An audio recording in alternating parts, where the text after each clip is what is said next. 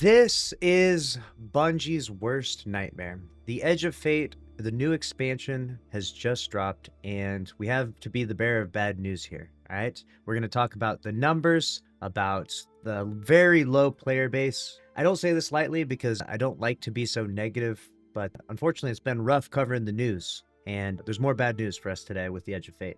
Real bad news. In fact, probably the worst news that Bungie could have ever gotten. This will be remembered as potentially the darkest day in Destiny's history, believe it or not. I know you think, well, we survived Destiny 2 Year 1, and we survived Lightfall. Today, with the launch of a new saga, Steam saw a peak player base of 99,000 players, which ordinarily you might be thinking to yourself, hey, that's not too bad. 100,000 people playing a game on one singular day. That's not too shabby. Well, when you compare that to past expansions, that's when the context matters, and that's when you see why this is so bleak. The Final Shape, 300,000. Lightfall, 300,000. Witch Queen, 300,000. Seeing the trend here? We didn't break 100,000 today on Steam. We're very far away from the projections of what Destiny 2 should be doing on the new launch, on day one of a new launch of a new expansion. We're way off. I mean, instead of 300,000 players on Steam, we had 99,000? How much of a percentage loss is that? That's like 70% if my numbers add up right. But today, Bungie got 33% of what they were expecting, roughly. 33%, almost a 70% loss in overall population and overall player base. And you might think, well, hey, maybe just that many people didn't play it, Lucky, but it could still be really good. And that is a possibility. In fact, I just recently finished the Legendary campaign, and unfortunately, without sounding like a complete hypocrite, I loved it. We won't go through any spoilers here on the video, so that way you can, go play the campaign yourself, but the ending was actually pretty freaking awesome. That aside, though, we're going to look at all of the Steam reviews here, and it shows up in Steam as all reviews is mixed. 43% of about 100 users reviewed this game were positive. So with time, there will be more reviews added, of course, but it's at about, 43% positive, which means more than half the people are negative who purchased it. Now, we're just in the first day, of course, so obviously there's more content to release, right? Bungie has their content drip methods here, but it's not good, right? I can see the not recommended, not recommended, not recommended, not recommended. This guy recommends it, etc. So you can see the back and forth, the different opinions that are out there, what people are saying, and what they're critiquing about the game. Not a good look overall. Now, like I said earlier, I have finished the Legendary campaign, and I liked it. I liked it a lot. A lot of people were trying to roast and criticize the little ball that flies around, and if I'm being honest, this little ball thing right here, it's not the coolest thing in and of itself, but within the context of completing the campaign, it adds a lot to it because it creates fun little puzzles and little pathways, and it just, without it, imagine if you played the campaign, imagine playing the campaign without the Matter Spark ball and all the little tunnels that it created.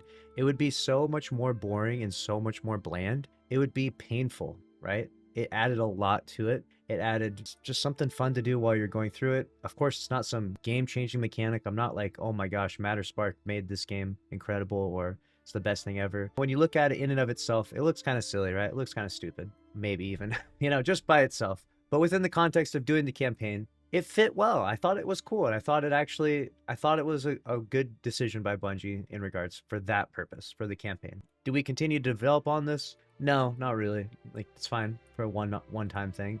I didn't hate it, right? People say it's copying Metroid. I don't think it's copying Metroid because it's not in the same context as what Metroid is. It may look similar to Metroid, but, Metroid didn't invent, just rolling around as a ball necessarily. Maybe it's one of the first video games to do it. I'm very familiar with that game, but, I don't think there's anything wrong with rolling around a ball inside your own IP as a game, right? So they're not trying to steal from the Metroid players or anything like that. Just, it clearly took a stroke of inspiration from Metroid, sure, but it's still within the context of the Destiny universe, which is really important. So the question is, why did you enjoy the Legendary campaign then, Lucky? How can you say you enjoyed it?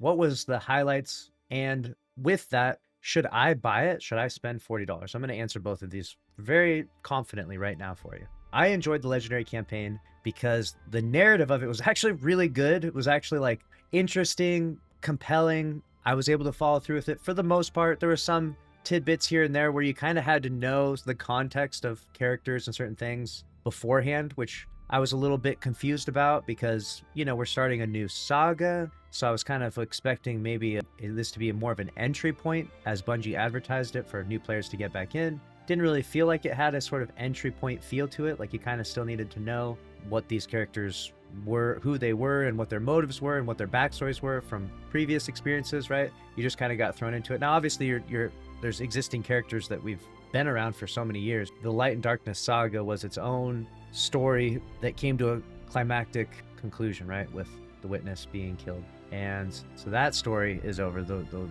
Light and Darkness saga is over. So now we're working on a whole new saga. Now, does that mean all the elements will be perfectly new? No, of course not. Of course, we have the same characters going, like, we're the Guardian, we're going over, and there's still going to be the same, you know, the Vanguard and Ikora and the Drifter, and of course, these characters that, if you've played the game previously, you're going to understand their backstories. But if you're new, you're not going to really know who they are, which is why I think it would have been really advantageous if Bungie was actually trying to sell this to new players to really explain those backstories to people, because they made the game free for everyone, all the expansions free last week. They made everything free in the game, right? I think except dungeon keys, maybe. Someone said it wasn't dungeon keys, but everything else was free, which means presumably a good amount of new players jumped in the game. We looked at the graph on Steam and it showed that a decent amount of new players were hopping in and trying out the game, you know, presumably because everything's free, right? You might as well give it a try, see if you like it. Well, they're going to get a try and get to like it, then they're going to really want to hook them on the new story, especially if they don't know a whole lot of what's going on, you know? I know a decent amount because I've been playing so much. You out there probably know a decent amount if you've been playing for years, right? But it might be a little bit hard to follow in that regard because you kind of need to know some backstory. But the new narrative is good. It's a very interesting narrative. The way the storytelling is good. The cutscenes are incredible. The cutscenes were like probably some of the best cutscenes in Destiny's history ever. And I don't think the cutscenes necessarily sell you on an expansion. I'm not going to say, man, the cutscenes were so good, just buy it. You know, like it's not, you know, you don't need to go that far, but they were really good. They were good enough to be noteworthy. On top of that, the enemies, obviously, we're going to the edge of the solar system. So why are we fighting the Fallen again? You know, it's a variant of the Fallen, right? They've got like, they've been drinking some, you know, funky ether, some poisoned ether. And so they have a whole new aesthetic to them. And they've got jetpacks as well, which I thought was actually kind of cool. The Corsairs were pretty cool. Was it dynamic enough to warrant a whole new enemy race? Is it compelling? Not particularly, but it's different enough that it's interesting. So I don't hate it, but it was definitely, you know, the Corsairs were cool. Other than that, you know, it was just whatever for me. The puzzle solving was really cool though, especially as you get to the later missions. Again, no spoilers here on this video, but when you get to the later missions, do yourself a favor if you did buy it and you maybe got a little burnt out on the way. Do yourself and get to the end, like last 2-3 missions, especially the final mission. Awesome puzzle solving, really fun, really cool story. I loved it. I put it up there with some of the best storytelling. Like I put up there with Final Shape for sure. Like it's right up there as far as a campaign, comparing just the campaign alone, right? And some will disagree, but if you actually paid attention, if you weren't too salty going into it and you really paid attention, I think that you'll be like, okay, yeah, this was pretty good. Those were my first impressions. Those were all the positive things. Any of the negative things, of course, you know, we've already covered a lot of the stuff that's going on there. Lack of maybe exotics and, you know, no new subclass or things like that. Feels like a little bit of a lackluster launch in some ways, but overall, I did enjoy doing the legendary campaign at least. Now, I can't speak to anything more than that right now because I haven't done anything more than that. I literally have logged in, I've done the legendary campaign, and I just finished it. And as soon as I finished it, I was looking online to see what the numbers were like for the Steam charts and what the reviews were on Steam as well. And I was like, man, I gotta make a video and tell people about this. So the reviews are mixed, the population is low, and it's not looking especially good for Bungie. And I have to say this in a very odd way because, you know, like I said, I weirdly had fun doing the campaign mission, so, or the legendary campaign. And I hope that maybe what we'll see from this instead, like, is a possibility where the game keeps that core audience of people going throughout the entirety of this, but likely it won't. And this is definitely scary. This is definitely scary for Bungie because they have never seen such a drop in their population in so long. Like, they really were not expecting this today. Even if you thought that the Edge of Fate was, of course, never going to hold up to the standards of Final Shape, Lightfall, which, I mean, obviously it should be able to hold up to Lightfall, right? Or the launch of Witch Queen, which we're all hyped up pretty well, right? It didn't come anywhere close to meeting that standard,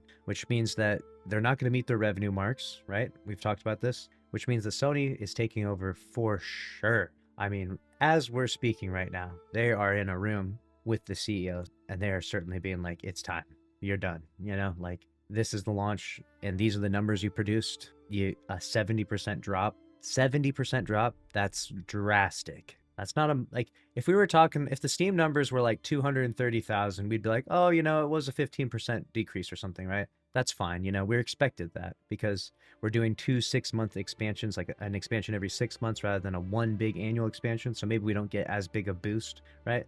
That would be understandable, a 230,000 population. But we're sub 100,000, which is wild. Just wild. I cannot believe that we're even there. And that's the way it is. So I'm giving you my opinions about it. Should you buy The Edge of Fate? As it stands right now, I think the campaign was good. I don't know if it's $40 good, but it was good. If I find other stuff that's also good, I'll bring you another video, give you a follow-up to my final opinion in regards to Edge of Fate. But as it stands right now, that is my genuine opinion. As much as I would love to sit here and be like, it's all trash, it's all bad, and just, you know, continue the trend of roasting Bungie, the campaign was not bad. It was not bad. Let me know if you agree or disagree, if you cleared it already, and what you thought about the campaign, especially that final mission. And that's a wrap on this one. Make sure to subscribe, smash the like button. See you in the next one. Later.